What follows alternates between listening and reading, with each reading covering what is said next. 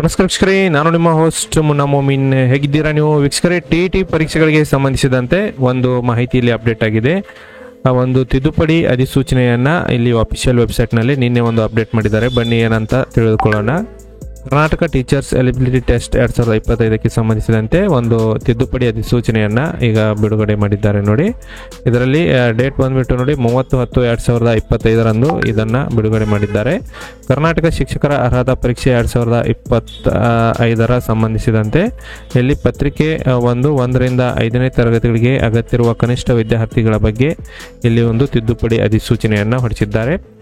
ಪದವಿಯಲ್ಲಿ ಕನಿಷ್ಠ 50% ಅಂಕಗಳನ್ನು ಗಳಿಸಿರಬೇಕು ಹಾಗೂ B.Ed ಪದವಿಯಲ್ಲಿ ತೆರಗಡೆ ಹೊಂದಿರುವವರು ಅಥವಾ ಪ್ರವೇಶ ಪಡೆದು ಅಭ್ಯಾಸ ಮಾಡುತ್ತಿರುವ ಅಭ್ಯರ್ಥಿಗಳು ಎಂದಿರುವುದನ್ನು ಹಿಂಪಡೆಯಲಾಗಿದೆ ಎಂದನ್ನು ಇಲ್ಲಿ ಮಾಹಿತಿ ಅಪ್ಡೇಟ್ ಆಗಿದೆ.